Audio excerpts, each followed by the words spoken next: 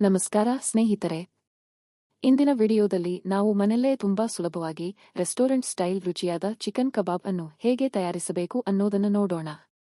ಈ ಕಬಾಬ್ ಹೊರಗೆ ಕ್ರಿಸ್ಪಿಯಾಗಿ ಒಳಗೆ ಜ್ಯೂಸಿಯಾಗಿರುತ್ತದೆ. ಎಲ್ಲರೂ ಇಷ್ಟಪಡುವ ಈ ರೆಸಿಪಿಯನ್ನು ನೀವು ಮನೆಯಲ್ಲೇ ಸುಲಭವಾಗಿ ಮಾಡಬಹುದು.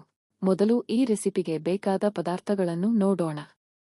ಬೋನ್ಲೆಸ್ ಚಿಕನ್, ದಪ್ಪ ಮೊಸರು, ಶುಂಠಿ ಬೆಳ್ಳುಳ್ಳಿ ಪೇಸ್ಟ್, ಖಾರದ ಪುಡಿ, ಅರಿಶಿನ, ಗರಂ ಮಸಾಲ, ನಿಂಬೆ ರಸ, ಉಪ್ಪು, ಸ್ವಲ್ಪ ಎಣ್ಣೆ, ಕೊತ್ತಂಬರಿ, ಪುದೀನ ಮತ್ತು ಸಣ್ಣದಾಗಿ ಕತ್ತರಿಸಿದ ಈರುಳ್ಳಿ. ಈ ಎಲ್ಲ ಪದಾರ್ಥಗಳು ಚಿಕನ್ ಕಬಾಬ್ಗೆ ಒಳ್ಳೆಯ ರುಚಿಯನ್ನು ಕೊಡುತ್ತವೆ. ಇದೀಗ ಬೋನ್ಲೆಸ್ ಚಿಕನ್ ಅನ್ನು ಸ್ವಚ್ಛವಾಗಿ ತೊಳೆದು ಮಧ್ಯಮ ಗಾತ್ರದ ತುಂಡುಗಳಾಗಿ ಕತ್ತರಿಸಿಕೊಳ್ಳಿ. ತುಂಡುಗಳು ತುಂಬಾ ದೊಡ್ಡದಾಗಿರಬಾರದು ಅಥವಾ ತುಂಬಾ ಚಿಕ್ಕದಾಗಿರಬಾರದು. ಹೀಗೆ ಮಾಡಿದರೆ ಚಿಕನ್ ಸಮವಾಗಿ ಬೇಯುತ್ತದೆ. ಕತ್ತರಿಸಿದ ಚಿಕನ್ ಅನ್ನು ಒಂದು ದೊಡ್ಡ ಬೌಲ್ಗೆ ಹಾಕಿ. ಅದಕ್ಕೆ ಮೊಸರು, ಶುಂಠಿ ಬೆಳ್ಳುಳ್ಳಿ ಪೇಸ್ಟ್, ಖಾರದ ಪುಡಿ, ಅರಿಶಿನ, ಗರಂ ಮಸಾಲ, ನಿಂಬೆ ರಸ, ಉಪ್ಪು ಮತ್ತು ಸ್ವಲ್ಪ ಎಣ್ಣೆ ಸೇರಿಸಿ. ಜೊತೆಗೆ ಈರುಳ್ಳಿ, ಕೊತ್ತಂಬರಿ ಮತ್ತು ಪುದೀನ ಹಾಕಿ ಚೆನ್ನಾಗಿ ಮಿಕ್ಸ್ ಮಾಡಿ. ಎಲ್ಲ ಮಸಾಲಾ ಚಿಕನ್ಗೆ ಸಮವಾಗಿ ತಗುಲುವಂತೆ ಕಲಸಿದ ನಂತರ ಕನಿಷ್ಠ 30 ನಿಮಿಷ ಮೆರಿನೇಟ್ ಆಗಲು ಬಿಡಿ.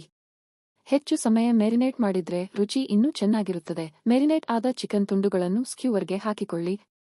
ಈಗ ಒಂದು ಗ್ರಿಲ್ ಪ್ಯಾನ್ ಅಥವಾ ತವಾ ಬಿಸಿ ಮಾಡಿ ಸ್ವಲ್ಪ ಎಣ್ಣೆ ಹಾಕಿ. ಸ್ಕ್ಯೂವರ್ಗಳನ್ನು ಮಧ್ಯಮ ಉರಿಯಲ್ಲಿ ಇಟ್ಟು ನಿಧಾನವಾಗಿ ಬೇಯಿಸಿ.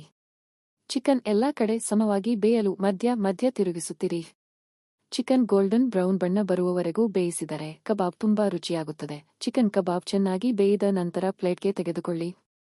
ಇದರ ಜೊತೆ ಈರುಳ್ಳಿ ರಿಂಗ್ಸ್, ನಿಂಬೆ ತುಂಡುಗಳು ಮತ್ತು ಹಸಿರು ಚಟ್ನಿ ಹಾಕಿ ಸರ್ವ್ ಮಾಡಿದರೆ ರುಚಿ ಇನ್ನಷ್ಟು ಹೆಚ್ಚುತ್ತದೆ. ಈ ಕಬಾಬ್ ಸ್ಟಾರ್ಟರ್ ಆಗಿಯೂ ಅಥವಾ ಸ್ನ್ಯಾಕ್ ಆಗಿಯೂ ತುಂಬಾ ಒಳ್ಳೆಯದು. ನೋಡಿದ್ರಾ ಸ್ನೇಹಿತರೆ, ಮನೆಯಲ್ಲೇ ಇಷ್ಟು ಸುಲಭವಾಗಿ ರೆಸ್ಟೋರೆಂಟ್ ಸ್ಟೈಲ್ ರುಚಿಯಾದ ಚಿಕನ್ ಕಬಾಬ್ ತಯಾರಾಗಿದೆ. ನೀವು ಕೂಡ ಈ ರೆಸಿಪಿಯನ್ನು ಮನೆಯಲ್ಲೇ ಟ್ರೈ ಮಾಡಿ. ಈ ವಿಡಿಯೋ ನಿಮಗೆ ಇಷ್ಟವಾದರೆ ಲೈಕ್ ಮಾಡಿ, ಶೇರ್ ಮಾಡಿ ಮತ್ತು ಧನ್ಯವಾದಗಳು.